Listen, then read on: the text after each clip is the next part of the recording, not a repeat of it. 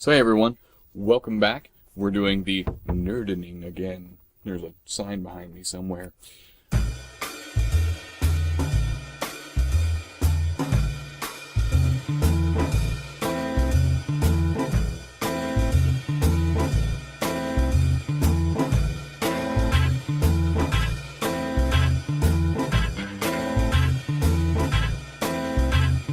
I'm here with Ollamh from Ollamh Productions. Hello. And I'm John Miller from The American Machine. Or as he's otherwise known, Outlander. Today, we're talking about sequels that were better than the original. That's a heck of a topic, because there are a lot of really good sequels There are so many. There are so many that really kept the story going, that weren't just filler. Yeah. All right, see, this is kind of your topic and your idea. What is your top of the pick? My top of the pick, well, the one I'm really interested in talking about is actually my second from the top. Okay. The top one is Aliens, of course, because Aliens took it from the horror genre into the action genre and really expanded on all the cool, fun things that James Cameron can do with a camera and all that jazz. Game over, man. Game over. My number one pick for one of the best sequels to an original was Predator 2. And so my reasoning here is, it had so much it was up against. So much. And how do you beat Arnold?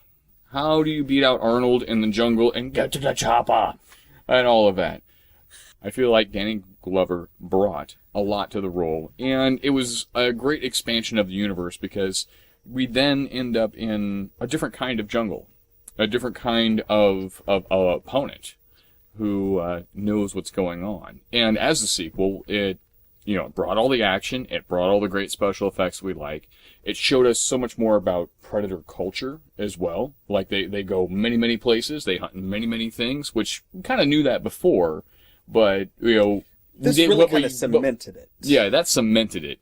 And, of course, the tip of the hat to Stan Winston Studios, who did the Predator and the Aliens special effects. They had the alien skull in the background when you end up on the ship at the end of the second Predator movie. So you need to see it if you don't know that. Yeah. That was... What did you like about that movie? Them really play with the L.A. in the 80s being essentially another form of jungle. I mean, that was kind of their tagline. I mean, it was that obvious that it's like, this is where we're going. It was on the cover of the Laserdisc. Again with the Laserdisc. Most of the people watching probably have no idea what that was. Google it. So what was your number one?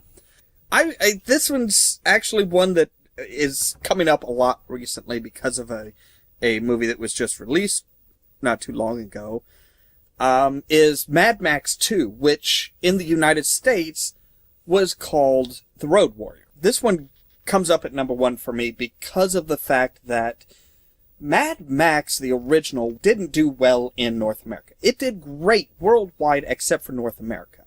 I didn't know that. And when they did the second one, everywhere else in the world except in North America, it was called Mad Max 2. But because Mad Max, the original, didn't do so well, they decided to get rid of the Mad Max name altogether for the sequel and call it The Road Warrior. And it did great.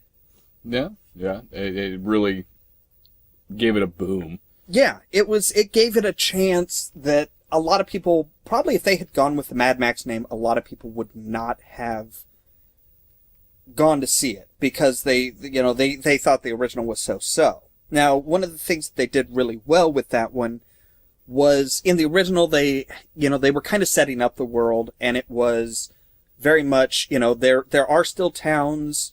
In between the towns, there are roving, bands of motorcycle tribes that wear weird things and mutilate themselves and others. And there are just these really hardcore criminals that, the police are after. But if nobody comes forward to testify against somebody who is arrested, they're still going to walk. There were still very much laws in place. Mm-hmm. And then in the second one, it was, there are really no towns. There are small little bands that have grouped together. Hamlets, caravans. Yeah, tribes. and it was very much, there is a gas shortage now, so, that kind of moved it a lot further as far as the destruction of civilization. I think the original one didn't do so well just simply because they focused on his family and stuff like that, and his interactions with his family, his friends. And they really had, in order to create the character, they really had to break him down. So they had to show those things and then rip them away. And that was a great start to the character. So I guess I get it. Just it doesn't ruin it for me that they released it with a different title because it's still a part of a broader story. Yeah, it was obviously, it was a sequel. There was no doubt about it. It was just the title they felt they needed to change in order for people to give it a second chance. To disassociate their first impression. Okay. So let's throw some random other sequels out there that we thought were better than the originals. Okay. All right, Superman 2. Superman 2? Because you didn't have that whole fly around the earth super fast to turn back time. In reality, no, it wouldn't have reversed time. It would have just sent everything that isn't secured flying off as, essentially the gravity really just... Stop the spin of the earth. Yeah. I felt like Wrath of Khan was a great sequel. Yeah. That really... They upped the budget on it a lot, and they upped they gave him a much deeper sense of danger. Star Trek The Motion Picture. Yeah, and that was... How do you sell that? Well, I mean, beforehand it was only a TV show. Granted, it was only 3-season-long TV show. But it had a massive fan base. So when Wrath of Khan came out, it really helped kick off the series of movies that came out until they really got their act together with Next Generation. They had much better uniforms. They weren't these, Onesies? giant onesies. Yeah, exactly. I was just thinking that, too. It's called a speed suit. But yeah, I mean, that was a really good one. In the vein of Star Trek, I did like Into Darkness better than the original, but the original was also good of the reboot. Well, I mean, Into Darkness was just a remake of Wrath of Khan. We've talked about this. All right, I fail so hard. Actually, it wasn't so much a remake of Wrath of Khan as Space Seed, which was the original show that Khan showed up in. And they found him. They were all in stasis. They thawed out Khan. Khan thawed out everybody else. And they decided, look, we're not going to kill you guys. We're going to set you down on this planet instead of refreezing them and sending them. We'll let off you have your own planet. Yeah. So you can eventually build an empire and kill us then. Well, it was supposed to be, they just wanted peace. They just wanted to live. And let's face it, they could still do a remake of Wrath of Khan because Khan isn't dead in the new series. Other sequels. Real quick, let's see if we can get them out. All right. Any other sequels? Terminator 2. Terminator 2, yeah, that was a good one. Aliens Course. Okay, I'm gonna take a step back here and say bad one. Highlander 2. Highlander 2 was horrible. I mean, they took the whole idea of the Immortals and said, oh no, you're not these special, these special things. No, you're aliens. Oh, and when you cut off a person's head, they're not necessarily dead, as long as they've made some kind of connection to another person before they went into this forbidden zone and became immortals. They rewrote all the rules of the Highlander universe in the sequel, and so in a way, it was a totally different movie. And any of the movies thereafter, after they did the television show, once they had Duncan MacLeod instead of Connor MacLeod, all of those were just kind of so-so afterwards because they wanted to focus on drama. So I mean, pretty much. The Mario Van Peebles one was pretty. That was pretty awesome. That was cool because at least they explained why those immortals were still alive. They were technically in a dead state until they were freed from the stone, and then they could revive. And it was all of a sudden, wait a second, there's other immortals around because you can't sense an immortal if they're technically in a dead state. See, I don't really have bad sequels. I give everything a chance, and I call it what it is. And usually, a bad sequel is the sort of sequel that kills a series. Oh, another good sequel, and I'm trying not to rehash the 80s and the 90s, but another good sequel was Critters 2. It was! Critters 2 was good. It expanded on the universe. It took the rules, the rules that had been established about the universe. It didn't bend any of those. It might have added a couple, especially with that giant rolling ball of chewy death. Yeah. And that was just funny. Some special effects guy said, "Hey, I have an idea."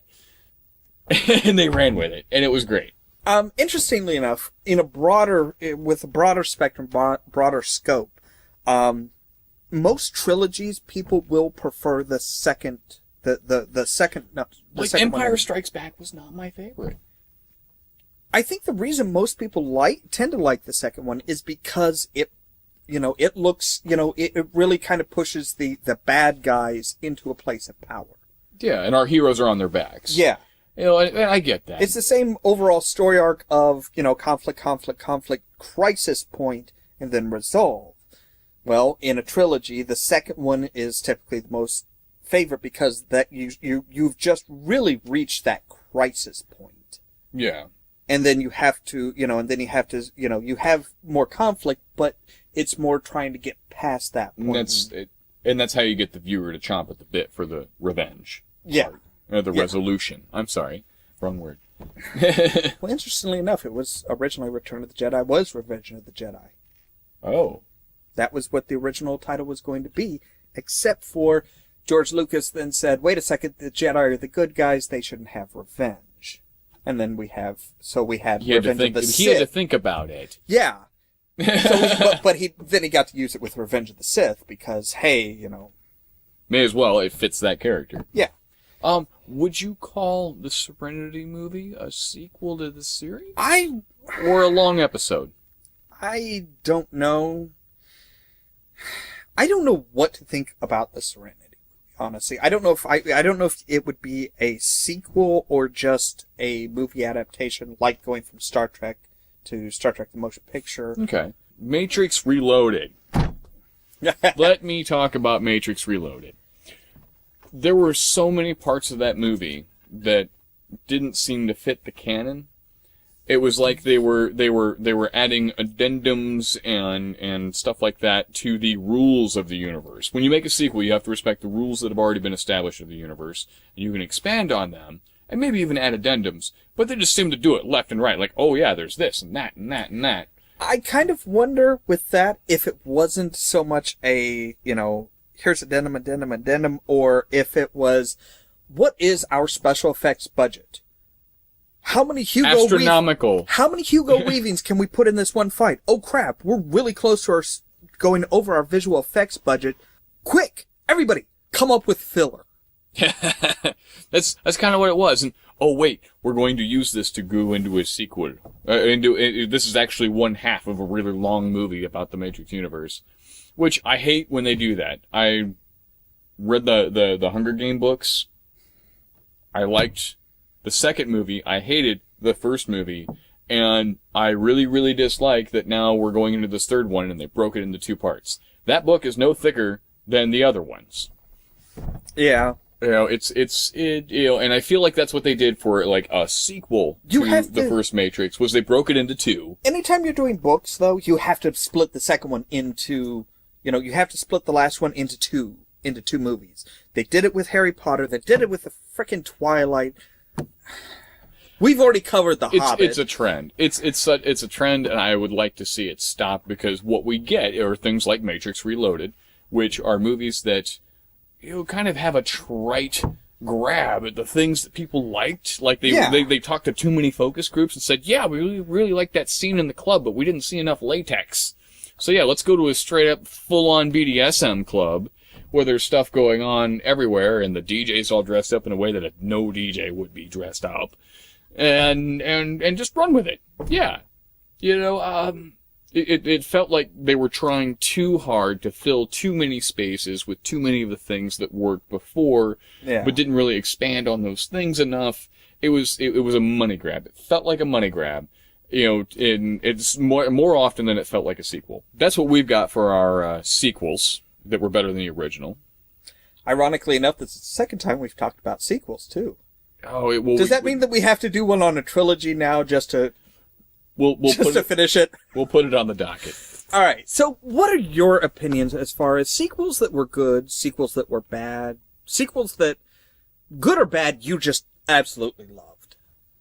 And let us know what you think in the comments down below, and give us some more suggestions for things you think that we might be qualified to discuss for 10 or 15 minutes. As always, thank you very much for watching, and stay tuned for more from Ollamh Productions and The American Machine. We'll see you then.